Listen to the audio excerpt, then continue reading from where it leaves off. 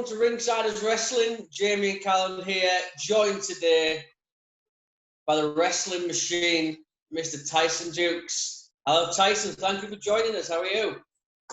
Thanks for having me, guys. I'm good. I'm very good. It's good to be with you guys. I know we took a little bit of time to get this all orchestrated, being in the UK, being over here in Canada and stuff like that. Yeah. But it's nice to finally cross paths, get this done, nail it down. It's nice. Hey, dude, I was really quite happy when Jamie mentioned we've got you coming on the show, because you're someone who I've seen pop up so many places over the last 10 years or so. Like I've seen you wrestle in Impact, the Indies, and it's a pleasure to have you on and like find out about your journey in professional wrestling. Well, thanks. It's good to be here. I honestly, like, I love when, when guys come at you and ask for like doing podcasts, doing all for these interviews and stuff like that. It's always nice to have guys that are like, you could just tell that they're just humble, just looking, that love professional wrestling. Oh. And it's more about that than themselves kind of deal. And I get that vibe from you guys. So yeah, I'm totally down with it. You know what I mean? Awesome. You got me there. We reeled you in. Yeah. Yeah, that's why we do it. Me and Callum always say that's exactly it. We're just two guys who love wrestling. And for a guy like yourself to give us just half an hour of your time means the world to us. So we thank you for joining us. We're just two fans of a podcast. That's all it is. But, yeah, Tyson, I mean... What was you going to say? Change the name of the show. We'll just be two fans of a podcast. That's not a bad name for a show, to be honest. Honest to God, it's not that bad. That's all right. We've been called West in the past. We've had some truly terrible names for our previous shows. But Tyson, like we were saying, it's great to have you and speak about your journey in professional wrestling. Obviously, with COVID and the pandemic right now, a lot of wrestlers are taking a bit of a hiatus from the ring and waiting until things open back up again. How has it been for you? I'm guessing you're based in Canada. How has it been for you in Canada and the wrestling scene? Well, I was starting to really, it was really picking up. 2020 was supposed to be a very, very big year for me. There was a lot of things happening. We were rolling really good. Because as you know, like people that you hear of like in wrestling, like independent stars or professional wrestlers, as it were, they have high points and they have low points, or they have high points and then they're just casually working well. You know what I mean? Like, I'm always busy. Yeah. But I was starting to make a little bit more of that second high wave. You know what I mean? Where I was up on that high wave of like just getting back from the UK, working with PCW and working with WXW in Germany. And my schedule was so full, like just flying everywhere. As soon as I got home, I was supposed to be at AEW, and then I was supposed to be in Vancouver, which is the west side of Canada, and then all the way to the east on Canada, and then lots of stuff in the States was opening up, and they wanted different feuds and angles, which meant just more than a one shot, because I don't like one shots. I like getting in there and like, telling some stories, getting stuck in, and drawing people in. Yeah. So it was busy. It was going to be super busy. And then I almost got stuck in the UK because of COVID, because of all this COVID stuff. I did make it home. But I'm I'm a guy that like has to stay continuously busy. The idea of like how you watch The Rock, and The Rock is always doing something. You're like, how the hell is he always moving and doing stuff? I'm the same way. If I'm not doing something, I'm spinning my wheels. I feel kind of weird about it. As you get older, you just feel as though you got less time and like you don't want to waste time.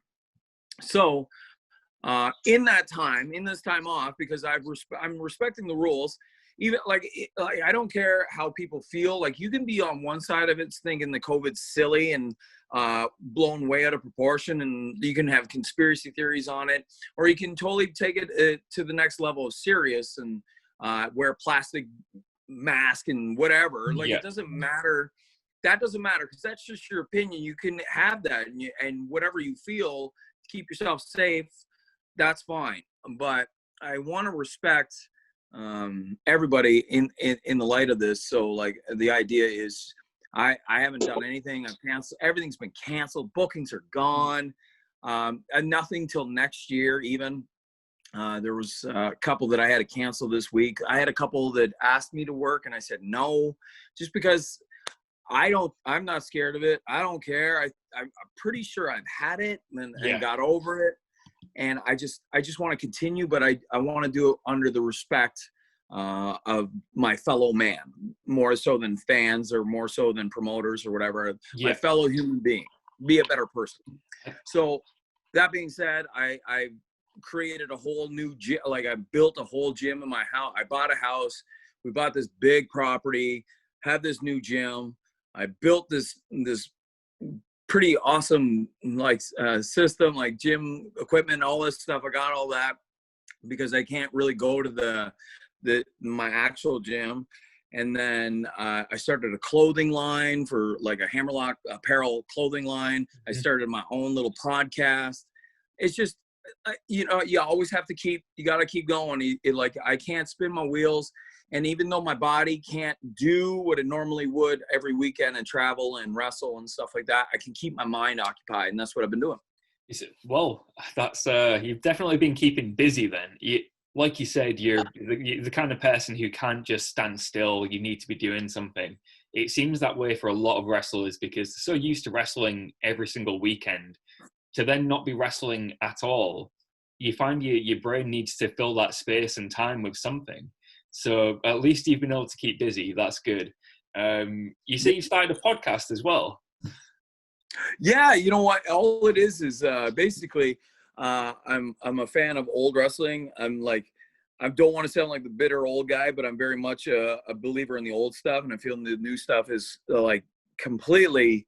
We're off the rails so bad now that it's like we're dying. We're slowly dying. We're killing our business ourselves as professionals. We kill the business, not fans, not promoters, the wrestlers. So I started a podcast, and all it is about, it's called Hammerlock Podcast. That's all my brand is. It's all Hammerlock stuff. Mm-hmm. And it is basically just I break down matches. So we have matches and we do tutorials on them. And I break down like the storyline, the psychology, why they do things, the way they do it, and all that stuff. And it goes all over the place. We just did one today, and it was Steve Gray and John Cortez from World of Sport. One of my favorite matches of all time. My favorite.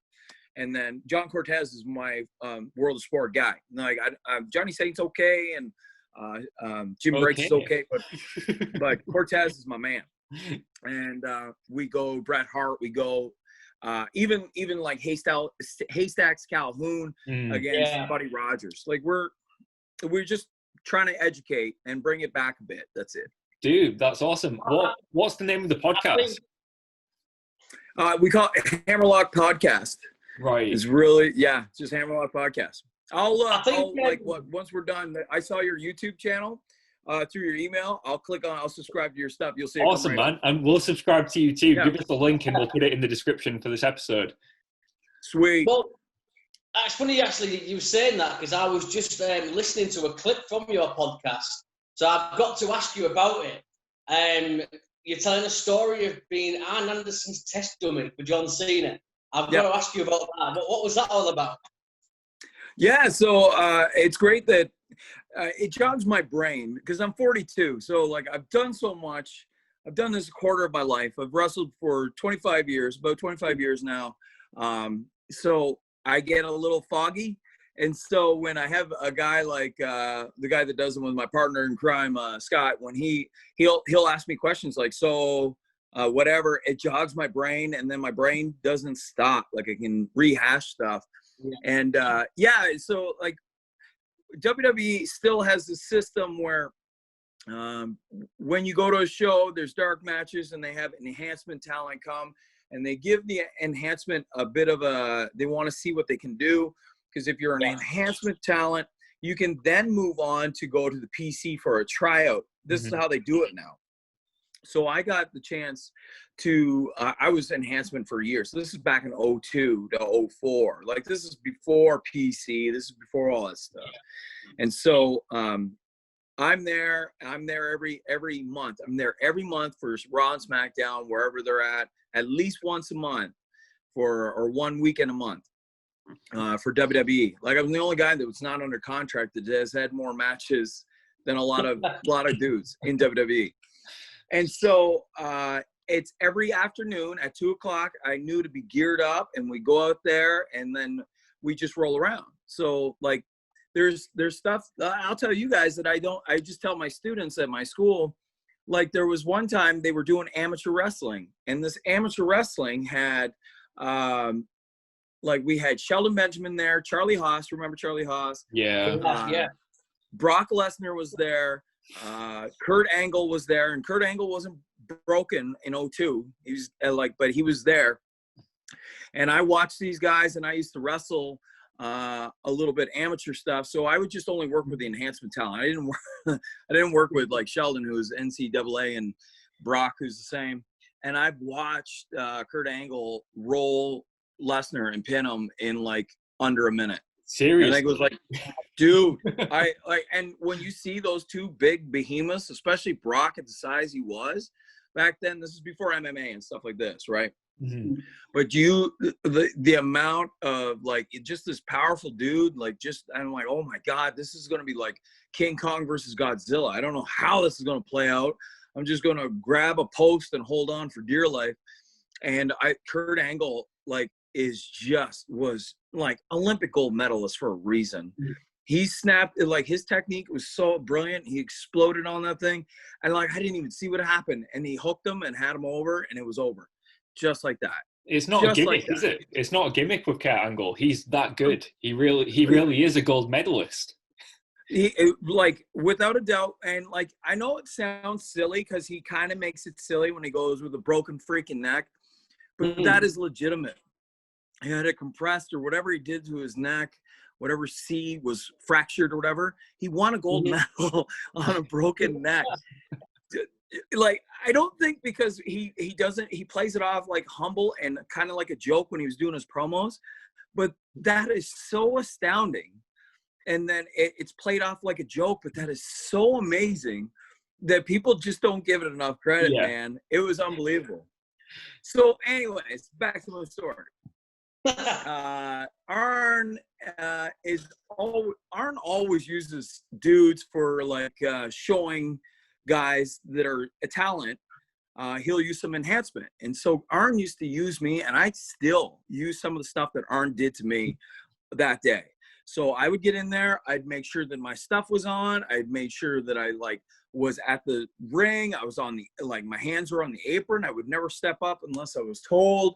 But every time I made sure that Arn saw me, and Arn knows who I am, and Arn would have me pull me in there, and then he would just have John Cena work me over and be aggressive. And then, of course, they'd switch out. Arn would beat me up a bit, and they would just go back and forth. And it was such a great learning tool, not just for John, who was coming into his own heel rapper, but it was just for my own, just to get beat up like that. That's the way you learn. You learn by just getting the shit kicked out of you. And dude, unbelievable knowledge that I have kept to this day. Just unbelievable. Arn is the man. Yeah, that's what I was going to say. You're saying you're an old school guy as well. I mean, that must have been an amazing experience for you to learn from Arn.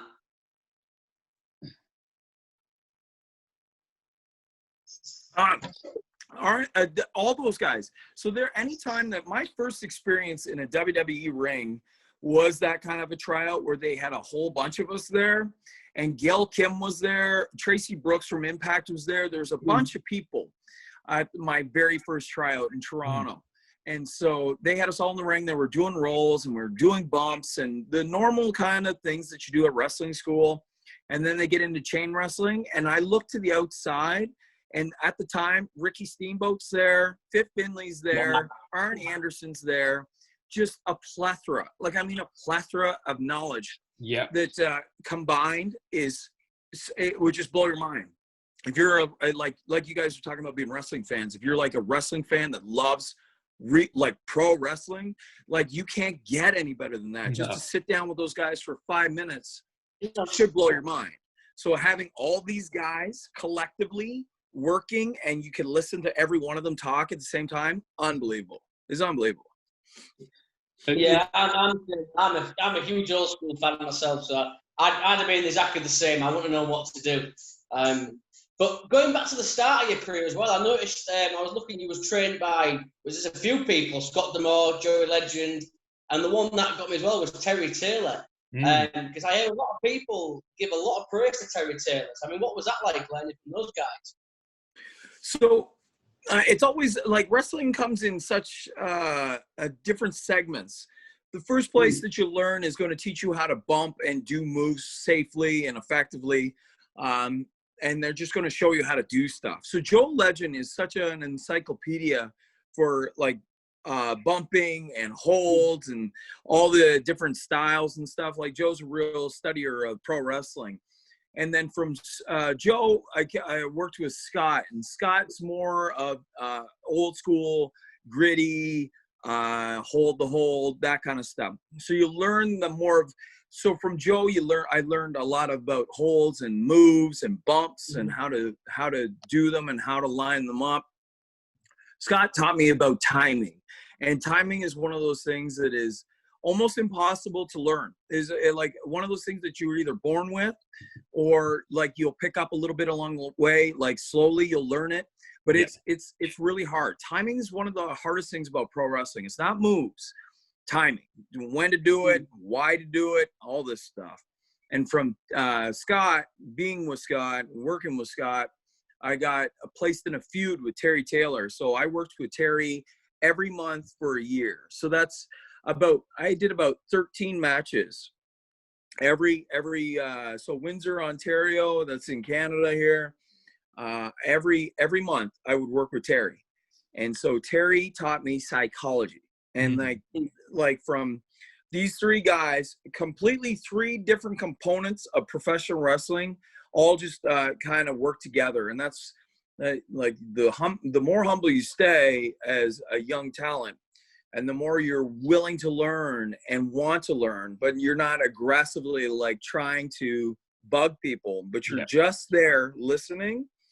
Like there's so much, there's a wealth of knowledge out there, even still, with a lot of guys that have picked up great things along the way. And that's the thing, you pick up as you go. And as you continue your career, you should always grow. And even at 42 and doing it, what I've done, I still learn. Like I even learn from like the younger kids that would have it's not so much an experience, but it's their perspective. So their perspective is a little different. Yeah. And then they're like, oh, okay. It's really neat. It's like, it's such a great form of. It's interesting that you say that, because we spoke to Lufisto the other day, and she was saying, even though she's now 40, she actually learns from the younger talent still now. Like they've just got a different perspective on things, and she's still learning, even in her 40s, about professional wrestling. And you never truly stop learning as a wrestler.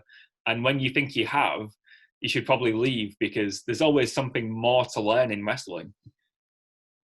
Well, that's it. And then if you don't want to learn anymore, if you feel as though you're at the level that you want to be at, you might as well, if you're not humble enough to want to take in more knowledge and perfect what you do, you might as well get out. And that's always been, we run the same, me and Lou run the same kind of course, and we always have. We're parallel all the way through our careers, very much the same areas, same ups and downs, same kind of course.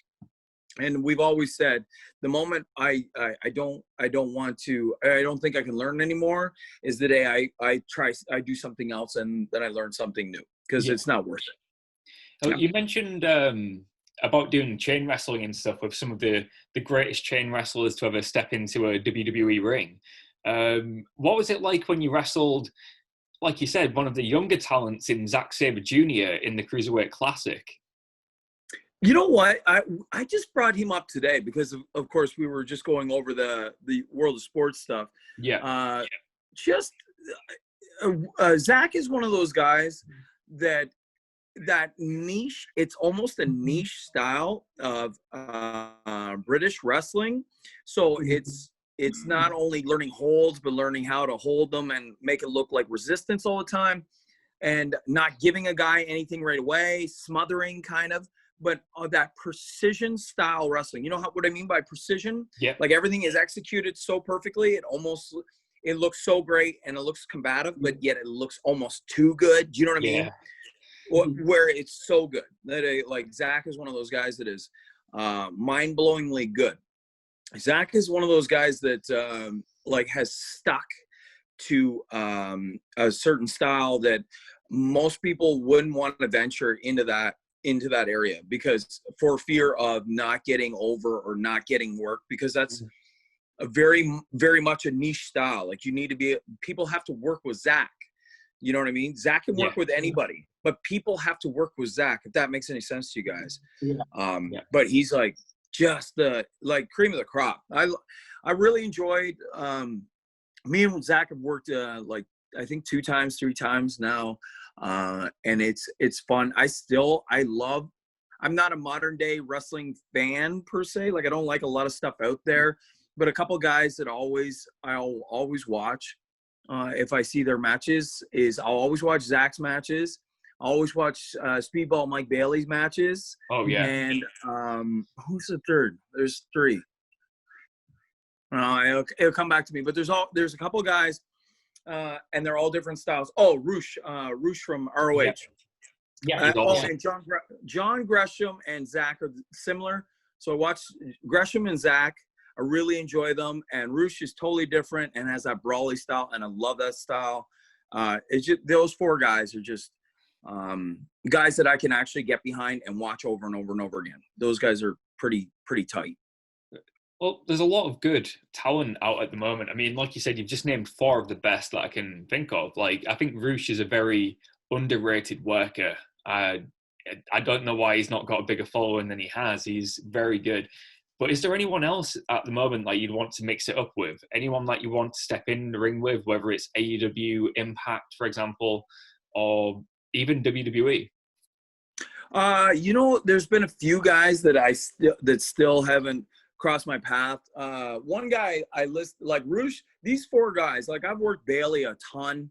I've worked with Gresham a bunch.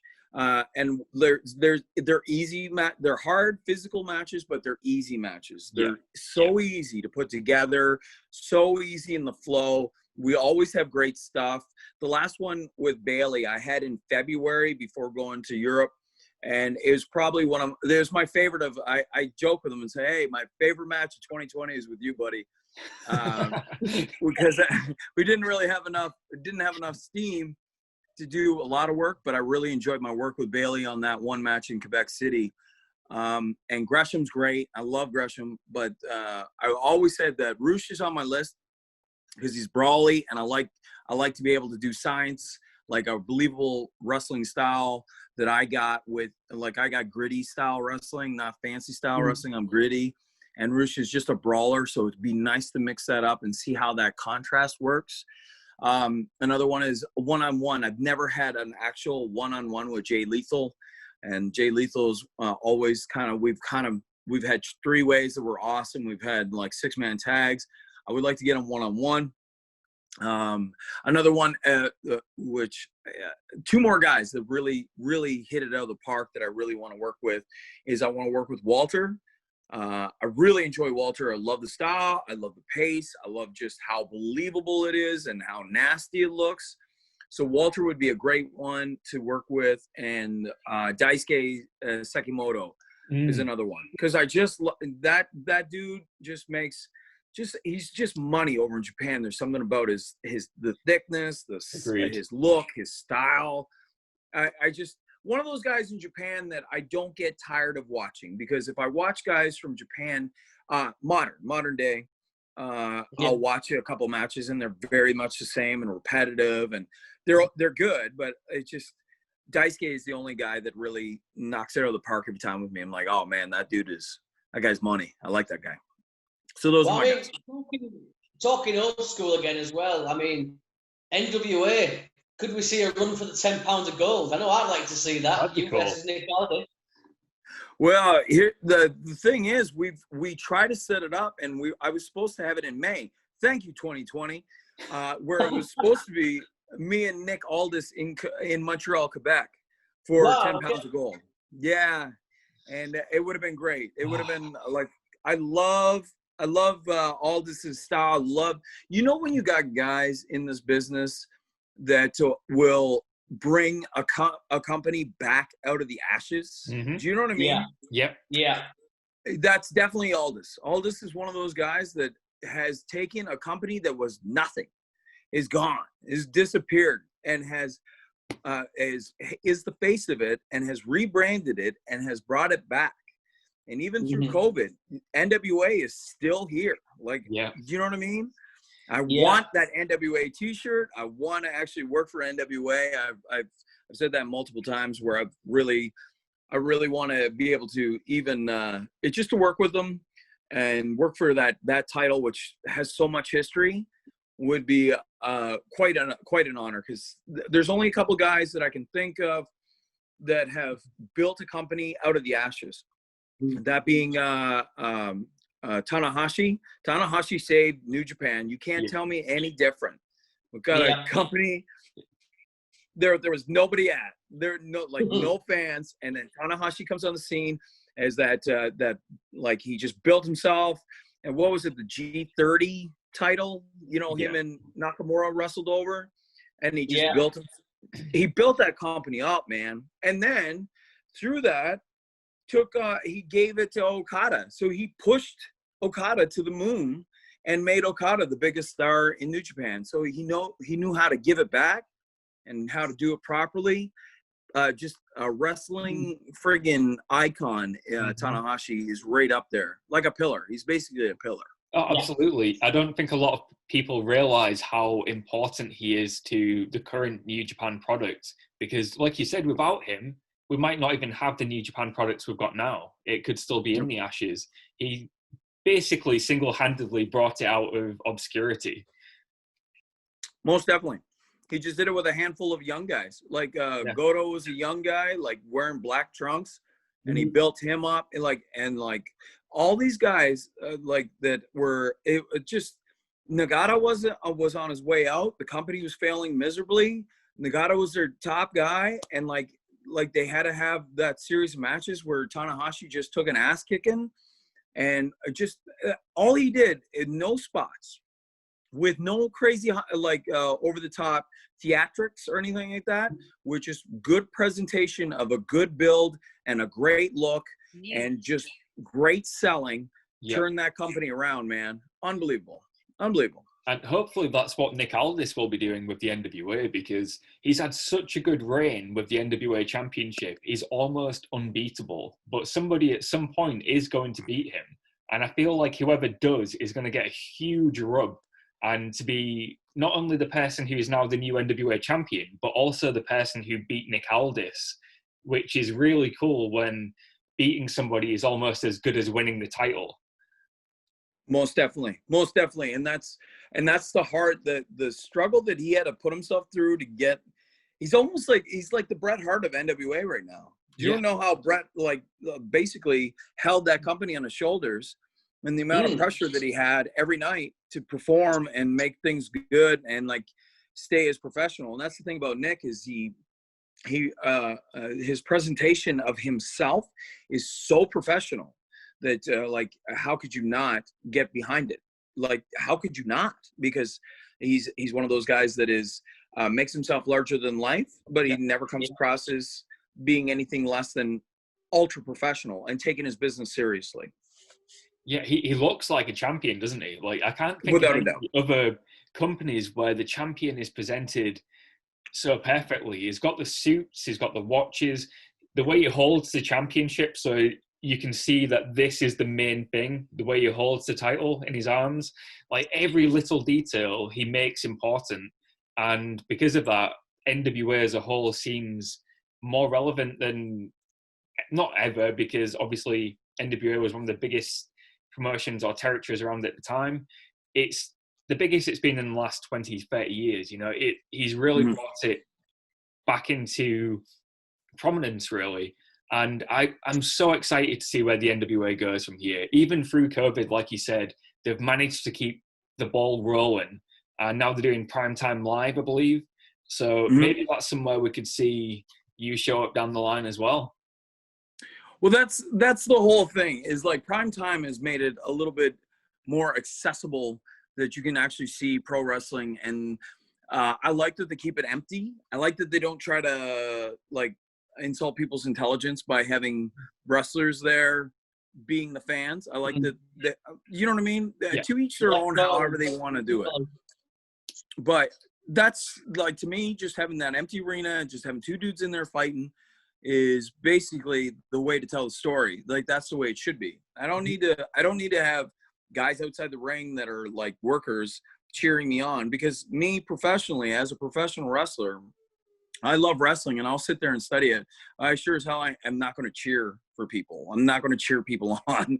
Yeah. That's not how I'm built. That's not how my mind works.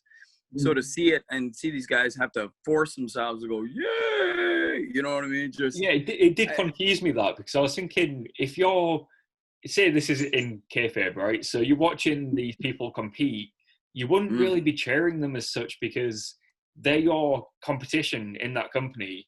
I wouldn't be able to think like, oh, I'm cheering you on, I want you to win. I don't. I only care about myself winning. So right. Yeah, it did confuse me. It's a weird mentality. It's weird to see. It's weird visually. So like, this primetime wrestling is really cool. They set the stage really nice. They keep it empty. They have the two dudes in there with the referee, and like, there's a lot of stuff on Prime that is really good. They got some like really good talent that nobody's heard of, and that are a little bit more wrestling based than theatrical based, and they're really good. Like Russ Taylor is, I worked with Russ in WXW, and Russ is like a great talent, just tremendous physique and great worker, and understands business. And you can tell that he loves that very much the Zack Sabre type gym break style. You know what I mean? So it's neat to watch this kid. Like, he's young and he's just learning. He's still learning, and he learns every day. Just to see him progress and get better and better and better. So I'm like, I think he's a good dude. I hope the world for that kid, because he takes his stuff seriously and he works very hard. Well, it happened with NWA Power, didn't it? Like, there was a lot of talent which people hadn't heard of before. Like Ricky Starks, for example, was relatively unknown, especially over here in the UK. But as soon as NWA Power came around, everybody was talking about Ricky Starks. And then as soon as NWA Power stopped recording, he's now signed with AEW, and he's one of the bigger names on their like mid card. So yeah, it shows that there's the NWA know how to find these like hidden gems of wrestlers, and hopefully now they give them the platform to be able to show what they can do without them being like taken away by other companies. See, and that's the key, is like, you want to be able to build enough that you can get enough work and you can spend money and pay your talent so that everybody's happy and everybody moves in the direction. Because an NWA direction, the mindset of an NWA wrestler should be different than anybody else, should be different than WWE or AEW or any of the other promotions.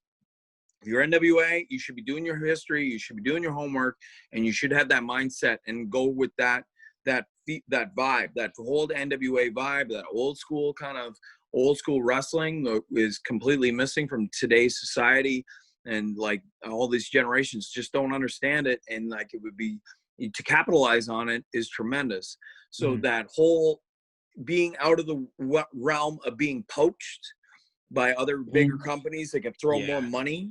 Like me personally, being at the age I am and being content in life, like I do this because this is my job, this is my livelihood, but I don't have to sign a deal if I don't want to. Like it's around, like, it happened in my 40s where I don't necessarily need to be signed with WWE to make a living, and that has rattled or taken the shackles off me.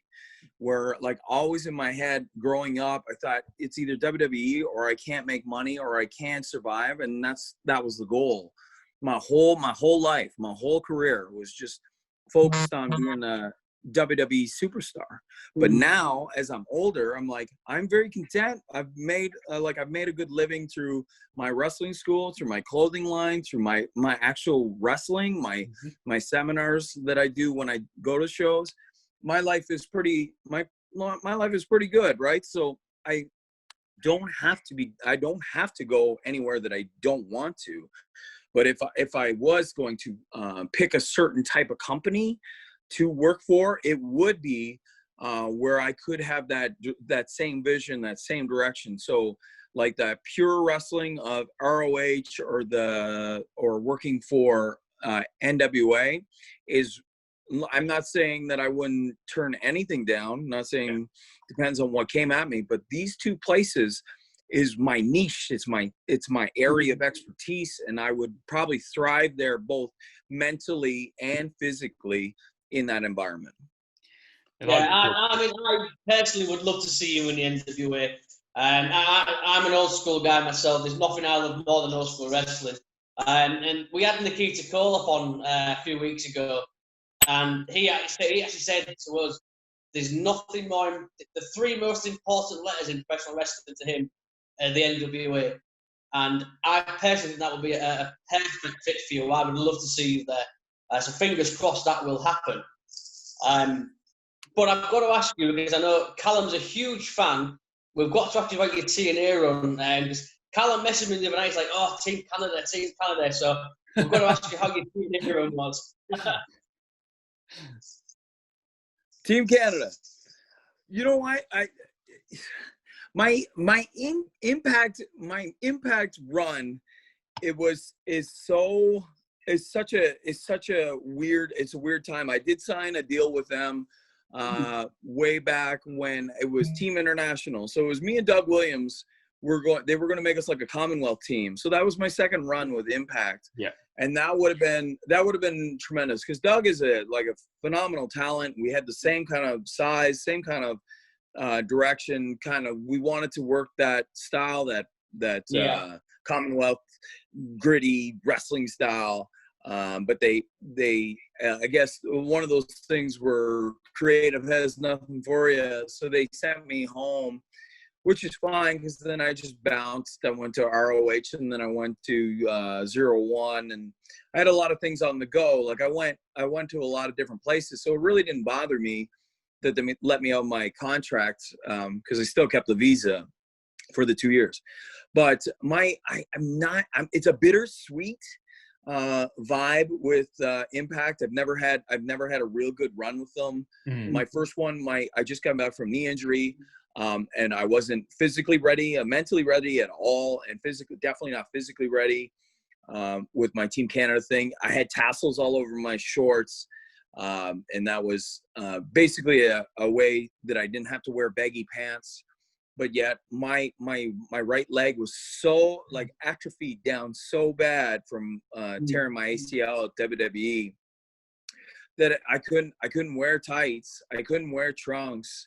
I wasn't in the shape for it anyways, but I couldn't wear anything without you noticing how desperately small my right leg was compared to my left leg at the time. It was so I wore these clown-like shorts basically. And then from that point moving into there was nothing for me. The Team Canada thing was kind of over. And then they brought me back for Team International, and that's still when you're given they're just throwing you in spots. So I work all day. One of the things was I work all day with Frank Trigg.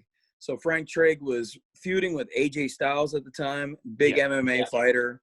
They're trying to teach him how to do a series, get in the ring, attack AJ, and then so I took about 100 friggin' suplexes from Frank Trigg. So after a day of just the same repetitive bump, and then they asked me, hey, go put a match together. It's Machine Guns against you and Daivari. Machine Guns have been working together forever, and me and Daivari have never wrestled. We've only wrestled each other one in a singles. I've never tagged with them. So footing was off, timing was off, out of place. The Machine Gun style is very much you need to be in a certain position. Your right foot has to be ahead. A lot of that kind of stuff, what I don't like anyways. I don't like that vibe. I don't like that feel anyways, where I don't like to choreograph my work so much. And then I got in the habit as the match went on, it just got worse and worse, where I was actually putting myself into stuff before they even put me there because of just being over choreographed and stuff. And so terrible match, terrible tag match. And then it led to being in a gauntlet style match where there was like 8 tag teams at the pay-per-view, international, Mexico, all these teams. Like there was just a bunch of us in there wrestling, and it was just awful. It was like and then every time I've gone back and I've done enhancement for them, which is kind of funny that I'm the guy doing enhancement when I should actually be, you know what I mean? I get off the Cruiserweight Classic, and maybe I should be given a little bit more than just having to job for Follow Ba and what is it, KTM or whatever? I don't know. Whatever. Yeah. And so like it just bittersweet. I'm the sweet part is thank you for the work and thank you for the opportunity, but bitter because like even though there's an opportunity, you really gave me you made me ice skate uphill. You try to get me to ice skate uphill, and it like impossible. Like some of these things were impossible. Like you read Chris Jericho's book and how bad he has messed up every place he went. Like he went to WCW, messed up. He went to Mexico, messed up.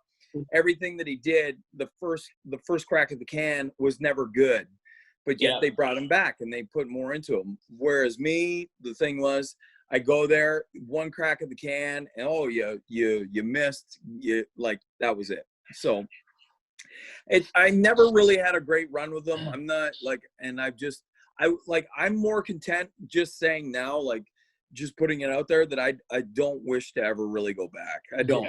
No. I've never had a good experience. I've never enjoyed it there. They've got a lot of great talent, a lot of good people that are working from underneath. Like it's an underdog company for a long, long time, and they're really trying. So wherever they go, I hope everybody stays successful and makes money, but it's not for me. It's definitely not for me. It's funny you should say that because there's actually another parallel there between you and Lufisto.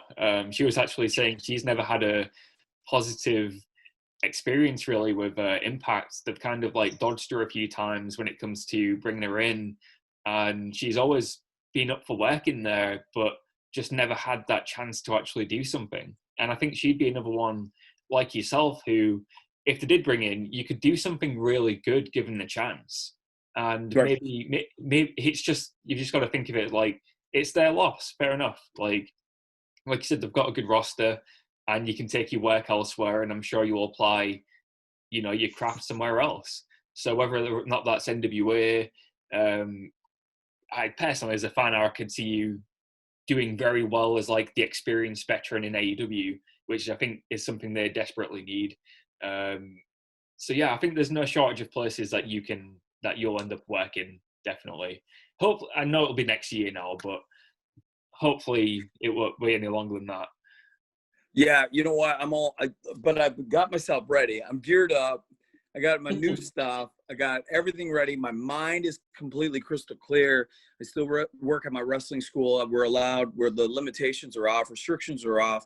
So I've been able to work, and like I'm ready. Like, man, I've been watching, like I said it before, in a couple of my tweets, I've put out the fact that a modern day Thez, I want to be known as the modern day Lou Thez. Like, I just want that. I want people to take my stuff seriously. I don't care what anybody else does. And if they do it and they make money, so be it. But for me, I want to be known as the man that took his stuff seriously and that everybody else took seriously. Dude, so, I get a lot of flack for this, but I'm actually a Jim Cornette guy. I like Jim Cornette, and I actually think he speaks a lot of truth. I think he says a lot of stuff which is a little controversial or a little bit on the nose, but if you look at actually what he's saying, there's a lot of truth there.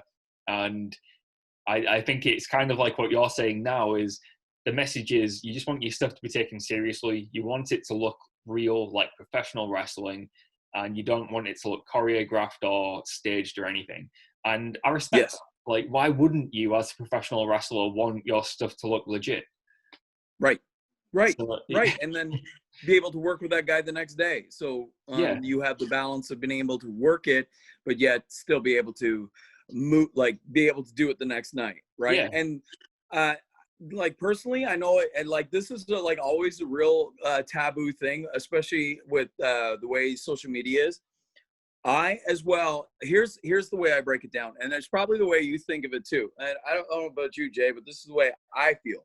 I know you like I know how you're feeling because I listen to Jim Cornette as well. Mm-hmm. I don't take and what I do is I take it from an educational because the man has been around forever. He's got a great mind for the business, and he's super passionate about our business. Loves our business, maybe even more than me. I'm not sure because he like loves it to the point where he doesn't even mind the heat. He doesn't mind hatred by telling new guys what he thinks. So that shows a different kind of love, right? Because he's willing to just lose all kinds of business just to tell his side. I like Jim to me with how harsh he can be, or how like just kind of like one-sided harsh. I don't agree with. It's entertainment. I get it. It's entertainment. It'll get you hooked in. But I will say this about Jim Cornette: his values about how pro wrestling is or was and should be. I totally fully agree with. I don't agree with the way he will talk about talent, because talent's only doing what they're supposed to. They're just trying to make a living. I understand that. But when he talks about professional wrestling and he talks about old stories of how it was and how it should be, or at least how it should it should evolve, but not to the extent that we're at now. We're way off the rails. But like he's got some like super valid points. He said some bad stuff about people that I'm good friends with and I enjoy a lot of and enjoy their work. So that like that stuff, it's just talk, man. It's just words. It is just talk. It is just talk. Yeah. And I know it can be offensive, and I try and just tune out of that. But when you actually like unpack what he's saying and get to the wrestling part of it, he is passionate. Some people might say he's too passionate about wrestling, but he loves the business. And I think because he's always so angry, people just assume that he's an old angry man shouting at his microphone. He's not. He actually cares. He's just got a really unique way of saying it. Right. But I do respect him. I can't help but respect his opinion. And it is just that. It's his opinion. But I think a lot of people just get the sound bites or little clips that you hear and judge it based off that. But if you listen to his full podcast, he kind of wants to enjoy AEW. He wants them to prove him wrong. But yes, you know, it never happens. Yeah, because to listen and to improve your product is to make wrestling better. And that's what it's all about. That's all he wants. And the problem with the way it is now, and I don't want to be the guy that's talking bitter or like, cause I'm not, or grimly, but like my son is 18 and he wrestles, and I want him to do well in this business, and I want him to be successful in this business. But the course of where we're going, and like I said, we're off the rails so bad. The way it's going and the nature of how they portray professional wrestling and how things are conducted and how stories are put out there and how the work is now, because even the work has lost so much education and reality. It's more like nowadays it's more like a choreographed like gymnastics routine than it is about actually, like, if a guy had a headlock, what would it feel like if I put you in a headlock, right? Nobody gets that anymore. Nobody understands what a headlock's like, because no kids do headlocks. They want to do backflips. So the problem I see is, and being the guy that thinks coming from a dark spot, I don't think this business has more than 25 to 30 years left in it if we continue the course of what we're doing. I think it will be a thing of the past where it will become embarrassing to watch, because it's been turned into a sketch comedy and a goofy, silly stuff, that it's going to get to the point where nobody cares about it. And then it'll be almost embarrassing. And then you'll have closet watchers, like they used to in the 90s, like they used to be closet wrestler fans where they never ever admitted it. but then you're going to see you may see in our lifetime, and I hope not, but you might see in our lifetime the death of professional wrestling, because we're like, and I'm talking from not a fans, but like a pro wrestler, like a guy that's at this business his whole life. We're strangling it. Like, guys in my field are actually it's on life support right now, and instead of trying to give back and resuscitate it, they're just taking the life support away and just plug it in themselves to get themselves viral and over, and just for the just for a minute. Do you know what I mean? Like, it's the old analogy of like, give a man a fish, he eats for a day. Teach a man to fish, he eats for a lifetime. And we're just eating the fish, and nobody's teaching anybody anything. We're just regressing so poorly at what this is, that, like, my God, Gagne and Thesz and Harley Race would, like, what would they think of like, they put their whole lives, their whole careers, and they were like so outstanding in being tough men that if you face them, like if they were in a bar and you came up to them, and they would beat the crap out of you because they had to keep their business as strong as it is. And like those guys, man, sacrifice so much for us spoiled assholes to just ruin it, just take a piss on it. And it gets me every time. It, like, I'm at that point now where it's just too much. Yeah. That's it. Rant over on that. That's a really interesting. I'm with you, man. I'm with you. Before we start to wrap things up, I've got to ask. I know it's a controversial, maybe, portrayal that you played. How did the Dark Side of the Ring gig come about? Oh, you know what? I love talking about this one. Dark Side of the Ring, those dudes, both Evan and Jason, the guys that put this together, brilliant. Because if you guys watched it, right? Of course. Yeah. It's unbelievable. Like, if you're not even a wrestling fan, you'd be a fan of that show, because it's so well put together, so well done. They just had a great concept. They put it into work. I'm actually on the very first episode. So Evan, who's a producer, went to a couple of shows in Toronto and saw me. I had this big beard at the time that I'm bringing back, and he's like, "Oh, that guy's perfect." Well done. Yeah, I played Dutch Mantel, right? It's a little bit more white than yours, but it's there. But like, the first season, I'm on the pilot as Dutch Mantel in the very first episode with Bruiser Brodies.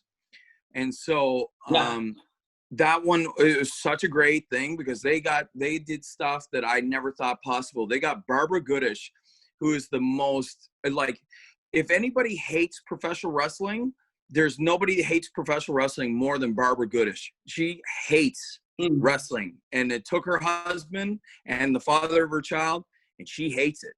And to have her on and do interviews and like blew my mind.